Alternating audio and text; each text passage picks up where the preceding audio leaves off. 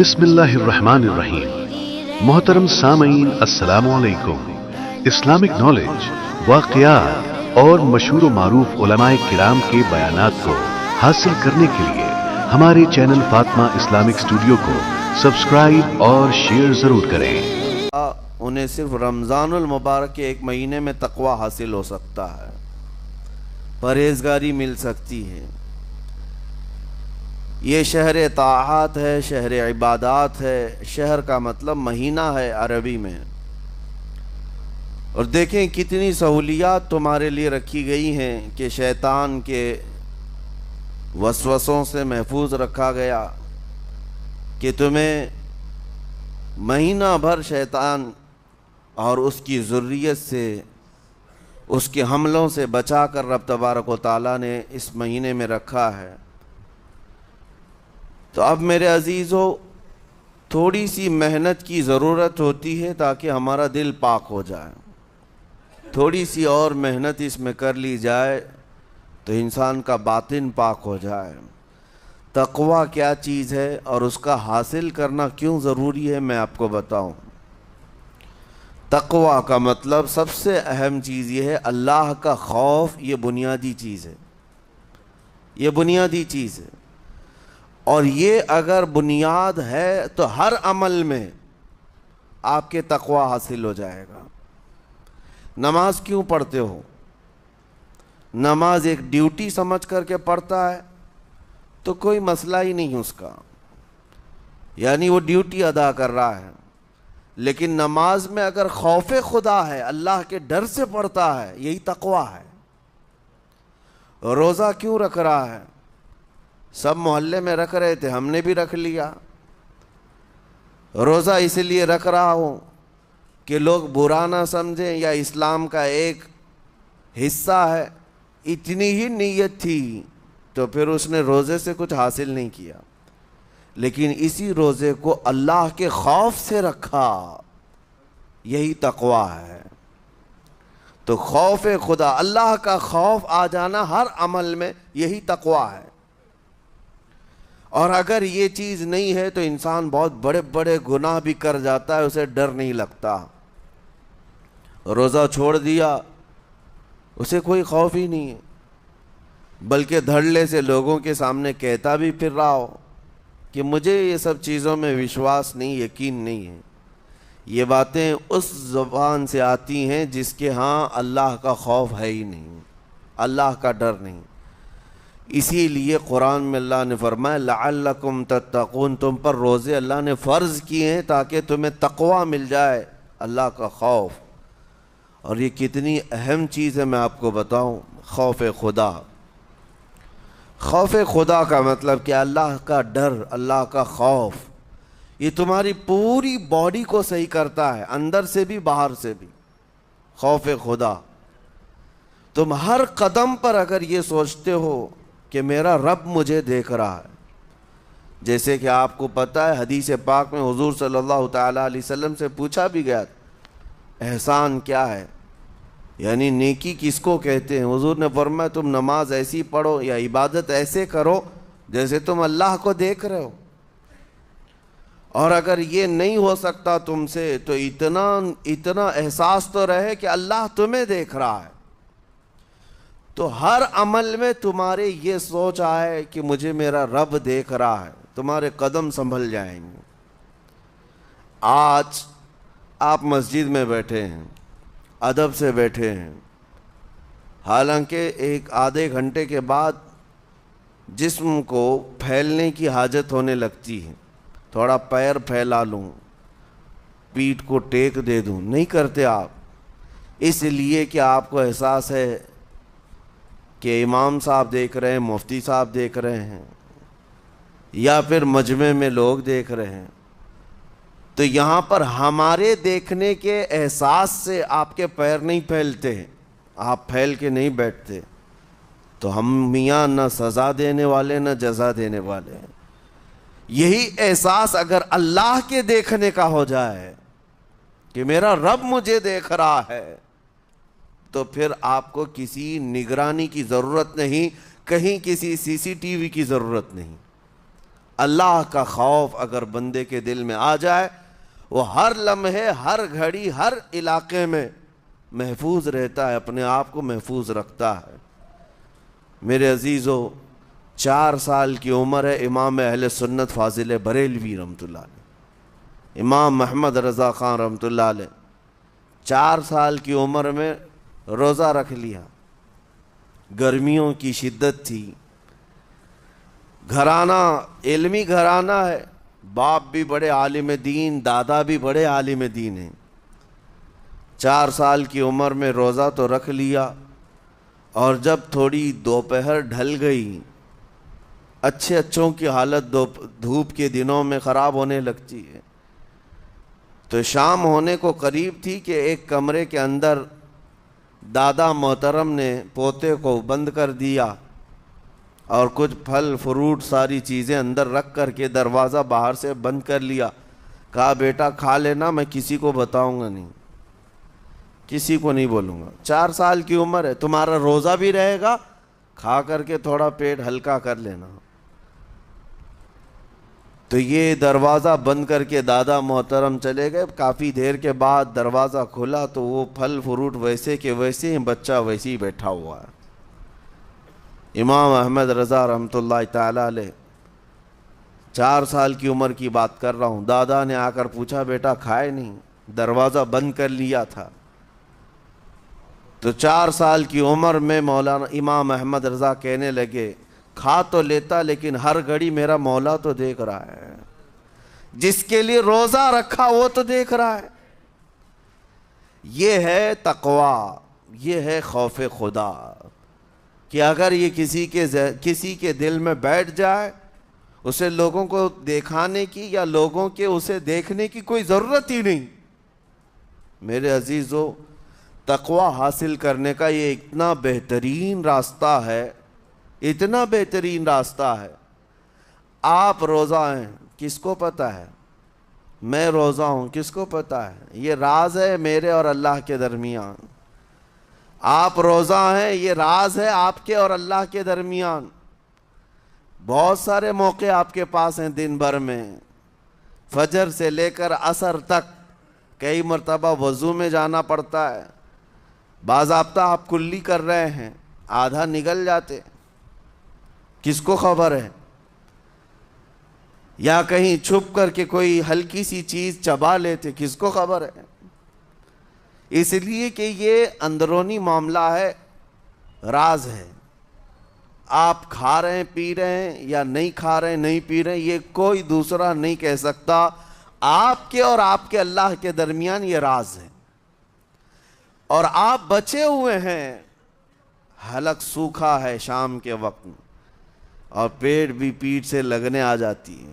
کام کرنے والے جانتے ہیں کہ شام ہوتے ہی روزے کا اثر کس قدر ظاہر ہوتا ہے۔ کام کرنے والوں کو زیادہ اثر پڑتا ہے، اے سی میں سونے والوں کو روزہ کہاں پتہ چلتا ہے۔ لیکن اس وقت بھی وہ نہ پانی کا ایک قطرہ حلق میں ڈالنا چاہتا ہے، نہ کوئی چیز چھپ کر کے چبانا چاہتا ہے۔ مجھے بتاؤ میرے عزیزو، کیوں اپنے آپ پر یہ تکلیف اور اپنے آپ پر یہ زیادتی کر رہے ہو؟ آپ کو اندازہ ہوتا ہے یہ میں زیادتی نہیں کر رہا، نہ یہ اپنے آپ کو تکلیف میں ڈال رہا ہوں، یہ میرے رب کی رضا ہے، میں اسی پر قائم ہوں۔ اسی لیے فرمایا گیا کہ جب افطاری کا دسترخوان بچھتا ہے اور پہلے ہی آ کر کے لوگ بیٹھتے ہیں، اور یہ سنت بھی ہے، ایسے نہیں کہ بھاگتے بھاگتے آپ آئے، وقت ہوا کھجور لیے اور کھا گئے۔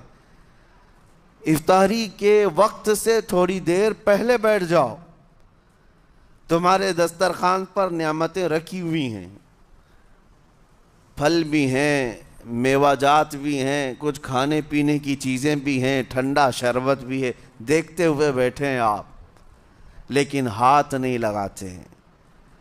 انتظار ہے وقت کا کہ ادھر سورج کے غروب ہونا ہے اور میری افطار ہونی ہے۔ اعلان سنتے ہیں، اذان سنتے ہیں، اس کے بعد آپ اٹھاتے ہیں، لیکن اتنی دیر تک آپ خاموش بیٹھے ہیں دسترخوان کے پاس، سارے لوگ دیکھتے رہتے۔ یہ وہ منظر ہے جس کو فرمایا گیا رب ذوالجلال بھی اپنے بندوں کو دیکھ رہا ہے۔ رب تبارک و تعالیٰ بھی دیکھ رہا ہے اپنے بندوں کو، اور سارے فرشتوں کو بلا کر میرا مولا اعلان فرماتا ہے، یہ میرے بندے ہیں، دیکھو یہ شام کا وقت ہے، ان کے حلق سوکھ چکے ہیں، ان کے پیٹ میں بھوک کی شدت ہے، اور ان کے سامنے اچھی نعمتیں پڑی ہوئی ہیں۔ اے فرشتوں دیکھو، میرے ان بندوں میں سے کوئی بھی ان نعمتوں کو ہاتھ نہیں لگاتا، یہ صرف اور صرف میرے لیے بھوکے اور پیاسے ہیں۔ اور فرشتوں سے اللہ فرماتا ہے تم گواہ ہو جاؤ، ان کی حلق تر ہونے سے پہلے ان کے لیے میں نے جنت لکھ دیا۔ اسی لیے حدیث پاک میں ہے، جب افطار کرتے میرے آقا صلی اللہ علیہ وسلم یوں ارشاد فرماتے، ذهب الظمأ وابتلت العروق وثبت الاجر انشاءاللہ، پیاس بجھ گئی، رگیں ٹھنڈی ہو گئی، اور اجر اللہ کے ہاں پکا ہو گیا۔ یہ حضور پاک ہر افطار میں عرض کرتے تھے۔ میں آپ کو یہ عرض کر رہا ہوں کہ یہ چھپی ہوئی چیز، اسی کا نام تقوی ہے۔ آپ صرف اور صرف بچے ہیں اللہ کے خوف سے۔ اب سنو حدیث پاک، قیامت کے دن حساب و کتاب ہوگا، اور جنت میں جانے کا پروانہ کچھ لوگوں کو مل جائے گا، اور سب جنت کی طرف جا رہے ہوں گے۔ اس میں بہت سارے لوگ ہیں جو پل صراط پر چل کر کے جنت پہنچیں گے۔ اب جب کافی لوگ جنت کے دروازے پر پہنچیں گے، ایک جماعت ایسی ہوگی جو پورے راستے میں کہیں نظر نہیں آئی، جنت جانے کے راستے میں کہیں نظر نہیں آئی، لیکن جنت کے دروازے پر وہ پہلے سے موجود تھے، چلے تھے نہیں چلے تھے کسی نے دیکھا ہی نہیں۔ دوسرے جنتی ان سے پوچھتے ہیں اس جماعت سے کہ تم یہاں کیسے پہنچے اور یہ انعام کس بات کا ہے تمہارے لیے؟ تو وہ جنتی کہتے ہیں ہمیں روزے داروں کی جماعت میں رکھا گیا، ہمارے روزے اللہ کو پسند آئے، اور آج رب تبارک و تعالیٰ کا حکم ہوا کہ ساری دنیا سے چھپ کر تم میرے لیے روزہ رکھتے تھے، دنیا کو پتہ نہیں تھا تم بھوکے ہو پیاسے ہو، اور اے بندو آج سارے لوگوں کی نظروں سے چھپا کر میں تمہیں جنت پہنچاؤں گا۔ وہ ایک جماعت ایسی ہے جو راستے پر چلتی ہوئی نظر تو نہیں آئی لیکن جنت میں پہنچ گئی، وہ روزے داروں کی ہے۔ آج یہ تقوی حاصل کرنے کا سب سے بہترین راستہ، اور تقوی کیوں ضروری ہے؟ اب آپ کے روزے سے کچھ حاصل ہوا نہیں ہوا آپ کو دیکھنا بھی ہے، یہ نہیں کہ کیلنڈر کی طرح گنتے جاؤ، 1 ہو گیا، 2 ہو گئے، 3 ہو گئے، ہوتے جائیں گے، یہ دن تو چلتے رہتے ہیں، گنتے گنتے 20 بھی ہو جائیں گے، 25 بھی ہو جائیں گے، 30 بھی ہو جائیں گے۔ روزے گننے کا حکم نہیں، اپنے آپ کو سرچ کرو پھر تھوڑی سی ورزش کرنے کے بعد بندہ ویٹ تول کر کے دیکھتا ہے کم ہوا گھٹا ہے کہ بڑا، ہر دن دیکھتا رہتا ہے۔ ہاں، ورزش کرنے کے بعد پھر ناپ کر کے دیکھتا ہے میرے جسم کا وزن کتنا گھٹا کتنا بڑا۔ ویٹ گین کرنے والے ویٹ لاس کرنے والے دونوں بھی برابر چیک کرتے رہتے ہیں۔ روزہ رکھنے کے بعد تمہیں خود کو بھی چیک کرنا چاہیے کہ میرے اندر اب تبدیلی آئی یا نہیں آئی۔ ایک روزہ رکھا اور پھر رات کو تراویح میں کھڑا ہوا، میرے اندر بدلاؤ کتنا ہے؟ کیا اب اللہ کی آیات قرآن کی سنتا ہوں، میرے آنکھوں سے آنسو آ جاتے ہیں؟ اگر آ گئے ہیں تو اس کا مطلب ہے کہ دل نرم ہو گیا، اس روزے نے اثر دکھانا شروع کیا، اور پھر ویسے کا ویسا ہے، تو اس کا مطلب ہے کہ آپ کے روزے سے آپ کو تقوی نہیں مل رہا ہے، آپ کو تقوی نہیں مل رہا۔ خوف خدا جب آتا ہے تو انسان کا دل موم ہو جاتا، نرم ہو جاتا ہے، اور اللہ کے عذابات سے، جہنم کے خوف سے، قبر کی سختیوں سے وہ رو پڑتا ہے، اس کی آنکھیں بہنے لگ جاتی ہیں، اور جب دل سخت ہوتا ہے پتھر کی طرح تو اسے نہ اللہ کی آیتیں رلاتی ہیں نہ آخرت کا تصور اسے ہلاتا ہے۔ اسی لیے قیامت کے دن کے بارے میں آپ کو بتاؤں، نبی پاک صلی اللہ تعالیٰ علیہ وسلم کی امت کی طرف جہنم کی آگ شعلے لپکاتے ہوئے بڑھتی آ رہی ہوگی بہت تیزی سے. قریب ہے کہ وہ جہنم کی آگ سب کو اپنے لپیٹ میں لے لے. وہاں کھڑے ہوئے بہت سارے لوگ اپنے اپنے اعمال کا صدقہ پیش کرنے لگے. حاجی اپنے حج پیش کر رہے ہیں، نمازی اپنے نماز، روزے دار اپنے روزے. کہ اے جہنم ہماری یہ نیکیوں کا صدقہ رک جا. جہنم کی آگ بڑھتی چلی آئی، بڑھ رہی تھی. جبرائیل امین علیہ الصلاۃ والتسلیم حاضر ہوتے ہیں بارگاہ مصطفیٰ صلی اللہ علیہ وسلم میں. ایک پانی کا پیالہ انہوں نے پیش کیا اور کہا یا رسول اللہ صلی اللہ علیہ وسلم یہ پانی آپ اس آگ پر چھڑک دیں.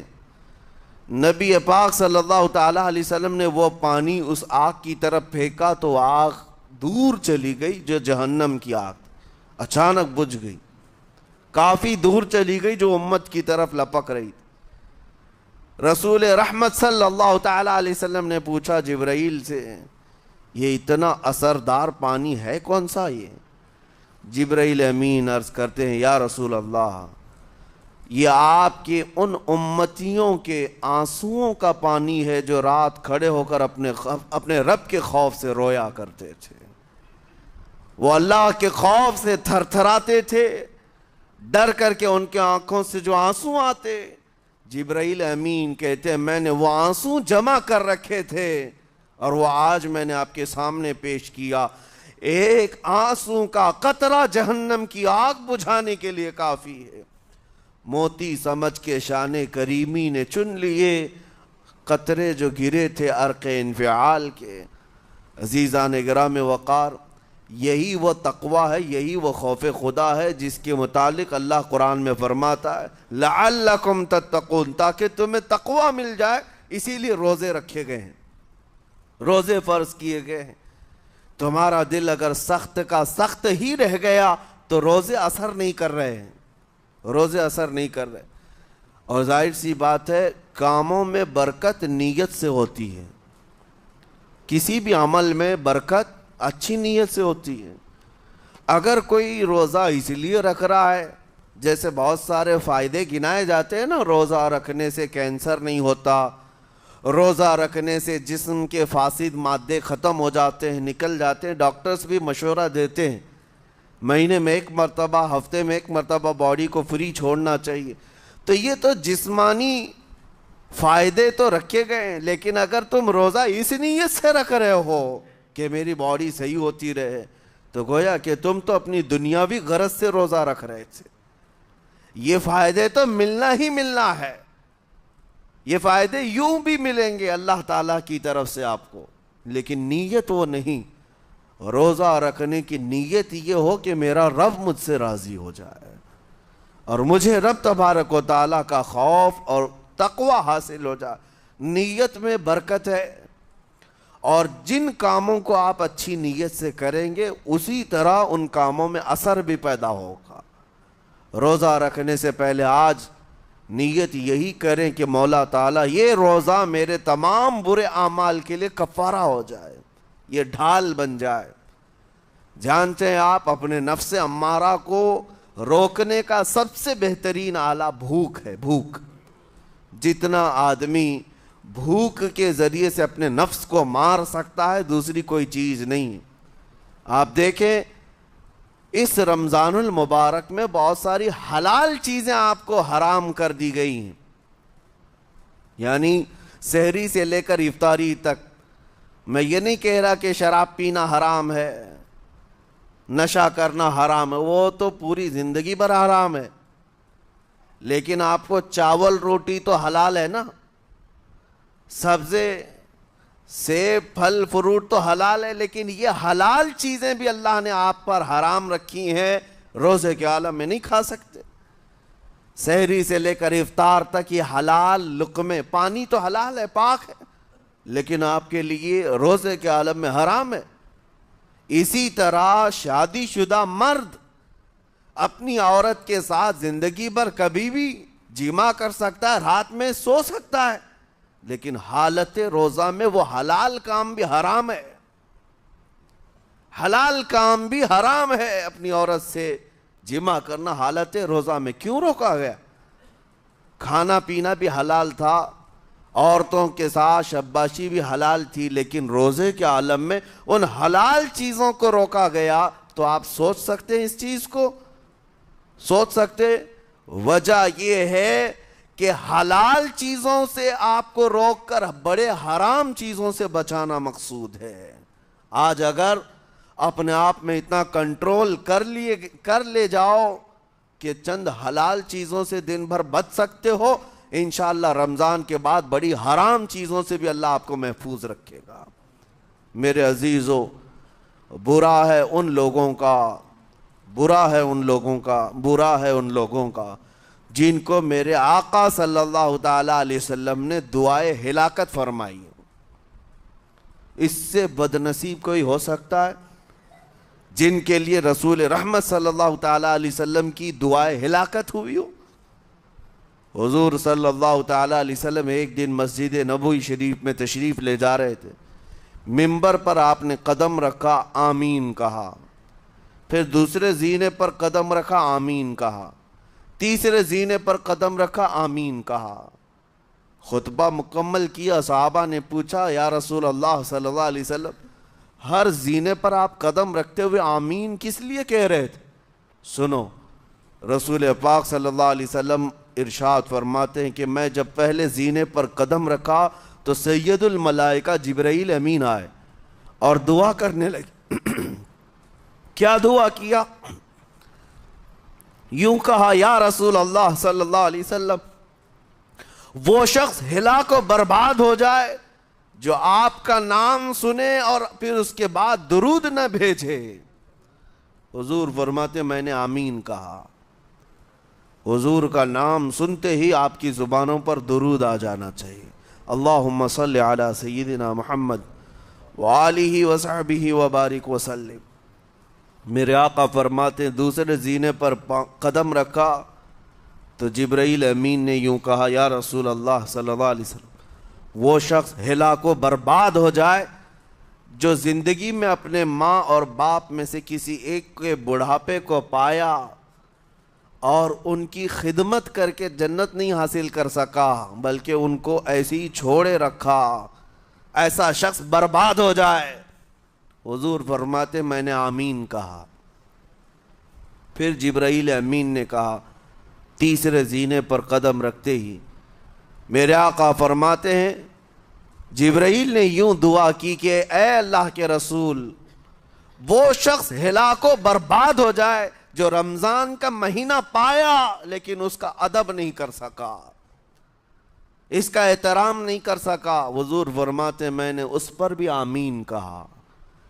جس کی ہلاکت کے لیے جبرائیل امین دعا کر رہے ہوں اور اس دعا پر سید الانبیاء آمین کہہ رہے ہوں، ایسے شخص کی بربادی کا کیا انجام ہو سکتا ہے؟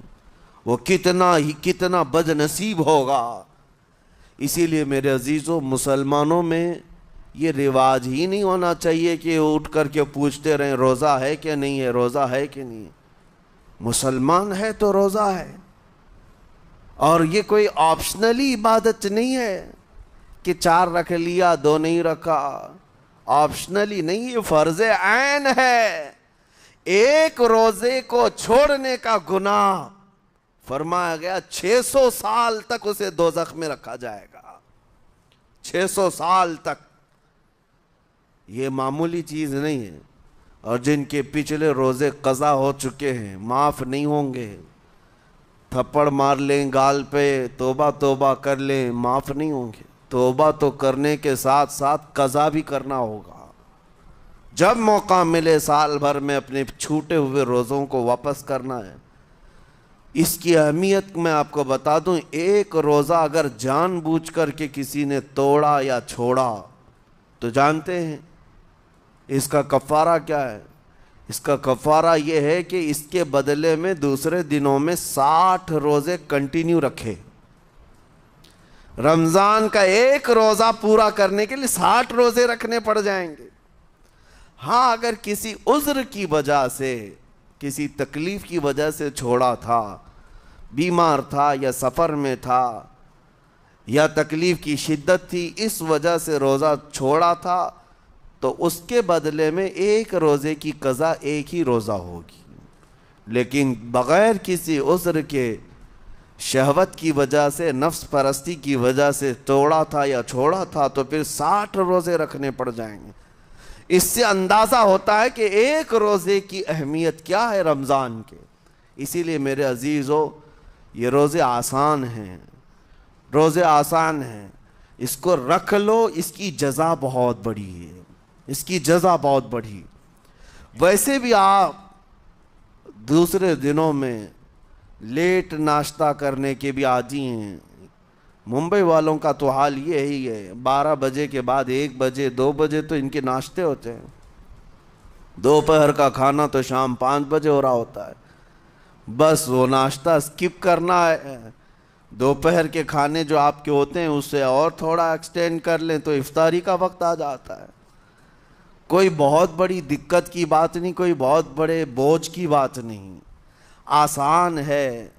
آج الحمدللہ ہمارے 5 سال 6 سال کے بچے روزہ رکھ لیتے ہیں، تو بڑوں کو تو اللہ نے جو طاقت عطا کی ہے، روزہ ہرگز ترک مت کرو۔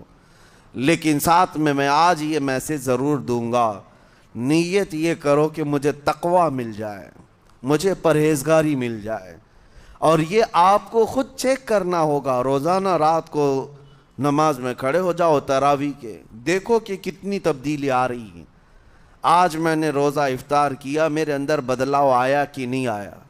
اور اگر نہیں آ رہا ہے، کوئی تبدیلی نہیں آ رہی ہے، تو اس کا مطلب ہے آپ تقوی نہیں حاصل کر رہے، آپ تو روز مرہ کی روٹین پر چل رہے ہو۔ روٹین پر چلنے کا مطلب یہ روزہ نہیں ہے۔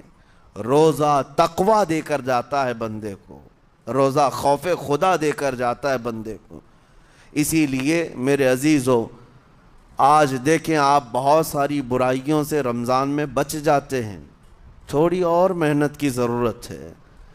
ہم نے دیکھا ہے بہت سارے گھروں میں، باقی عیاش گھروں کی مجھے کوئی وہ نہیں ہے، ان سے کوئی لینا دینا نہیں، لیکن نارمل مسلمانوں کے گھروں میں بھی ہوتا یہ ہے، عورتیں بچوں کو تلقین کرنا شروع کر دیتی ہیں، گانے بند کرو، ٹی وی بند رکھو، بہت ساری چیزیں بند رکھو کہ رمضان آیا ہوا ہے۔ اور رمضان میں اگر ٹی وی لگا بھی لیا تو کچھ اسلامک چیزیں دیکھنے لگ گئے۔ ماحول تم نے خود ہی بدلا ہے اپنے گھر میں، کچھ چیزوں کو آپ نے بدلا ہے، اور کچھ چیزوں کا ادب آپ نے کرنا شروع کیا ہے۔ اسی کو اور تھوڑی سی محنت کے ساتھ بڑھا لیا جائے، قسم رب ذوالجلال کی، ہر برائی رمضان میں ہی آپ سے ختم ہو جائے گی۔ جس کی کوئی چیز چھوڑنے پر نہیں چھوٹتی ہے، وہ رمضان میں کر کے دیکھ لے، اللہ کی بارگاہ میں یاد کرے کہ مولا دن بھر میں تیری رضا کے لیے بچ رہا ہوں، مجھے میری باقی زندگی میں ان گناہوں سے بچا لے۔ وہ رحمان ہے، جب وہ تمہیں اس کے بدلے میں جنت دیتا ہے تو یہاں برائیاں کیوں نہیں چھڑواتا؟ یقیناً وہ برائیوں کو تم سے دور کرے گا۔ قرآن کا فرمان عالی شان، لعلکم تتقون، اسی پر میں نے آپ کے سامنے بات رکھی ہے۔ روزے اس لیے فرض کیے گئے ہیں تاکہ تمہیں تقوی مل جائے، پرہیزگاری مل جائے۔ بعض لوگوں کو دیکھا گیا ہے رمضان المبارکہ میں بھی وہ اپنی بری حرکات سے باز نہیں آئے، ان کی روٹین ویسی ہی جاری رہی، نعوذ باللہ نظروں کی خطائیں بھی باقی رہیں۔ اور سب سے بری چیز یہ ہے کہ رمضان میں شیطان کی نیابت اگر کوئی کر رہا ہوتا ہے تو تمہارا یہ موبائل فون ہے۔ اکثر لوگ یہ سمجھتے ہیں کہ اس موبائل فون کو ہم استعمال کرتے ہیں تاکہ ٹائم پاس ہو جائے، روزہ کا وقت قریب آ جائے۔ اس ٹائم پاس کے چکر میں تم کیا کیا دیکھتے رہ جاتے ہو، اور کہاں تک یہ چیزیں پہنچاتی ہیں تمہیں اندازہ بھی نہیں ہوتا، احساس بھی نہیں ہوتا۔ تو تمہاری رہی صحیح عبادت کو بھی یہ ہضم کر جاتا ہے، کھا جاتا ہے۔ اس کے استعمال پر اگر کنٹرول ہے تو خوب استعمال کرو، لیکن کنٹرول نہیں ہے تو اے نوجوانوں اس کا بھی روزہ رکھو، اس انٹرنیٹ کی بلاؤں سے محفوظ ہو جاؤ، اس لیے کہ بہتوں کو میں نے دیکھا ہے ان کے دن بھر اور رات بھر رمضان میں سوشل نیٹ ورکس پر مصروفیت ویسی کی ویسی ہے جیسے دوسرے دنوں میں تھی۔ وہ رات بھر چیٹنگ میں بھی مصروف ہیں، ایک دوسرے کو ادھر ادھر بھیجنے میں بھی مصروف ہیں، ساری چیزیں جوں کی توں چل رہی ہیں، تو تمہارے موبائل نے تمہیں تقوی سے بہت دور رکھا ہے، تمہیں رب تعالیٰ کے قریب ہونے نہیں دیتا۔ اپنے آپ کو بدل لو۔ ظاہر سی بات ہے یہ سخت چیز ہے، اگر کوشش کرو گے تو بچ جاؤ گے، اور تقوی اتنی آسانی سے تو نہیں ملتا۔ اپنے آپ کو سٹرگل کرو، انشاءاللہ العزیز دل پاک ہو جائے گا، پھر آپ کو اپنی زندگی کے اندر جو اجالے نظر آئیں گے وہ خود آپ محسوس کریں گے، آپ محسوس کریں گے۔ گناہوں کے اندھیروں نے دل پر ایسی کالک رکھی ہے کہ آپ کو کچھ بھی یہاں پر سمجھ میں نہیں آتا، ورنہ نمازوں کا لطف ایسا ہے، قرآن کا مزہ ایسا ہے، جسے یہ لگ جائے دنیا کی کوئی نعمت اس کے سامنے ہیچ نظر آتی ہے، کوئی چیز اسے اچھی نہیں لگتی، لیکن کب؟ جب اسے تقوی کا اجالا حاصل ہو جائے۔ میرے عزیز، اللہ کریم کی بارگاہ میں دعا گو ہوں، مولا قدیر و جبار ہم سب کو تقوی و پرہیزگاری عطا فرمائے، اور ہم سب کے روزوں سے اللہ تعالی ہمیں پرہیزگاری عطا فرمائے۔ ان روزوں کے انوار اور برکات اور رمضان کے احترام کی ہمیں توفیق عطا فرما۔ مولا کریم تیری خشیت سے اور تیرے خوف سے آنکھیں جو بھیگتی ہیں ان آنکھوں میں ہمارا شمار فرما دے، تیرے یاد میں رونے والے بندوں میں ہم سب کو شامل فرما۔ وصلی اللہ تعالی علی خیر خلقی محمد وآلہ واصحابہ اجمعین، وآخر دعوانا ان الحمد للہ رب العالمین۔ السلام علیکم۔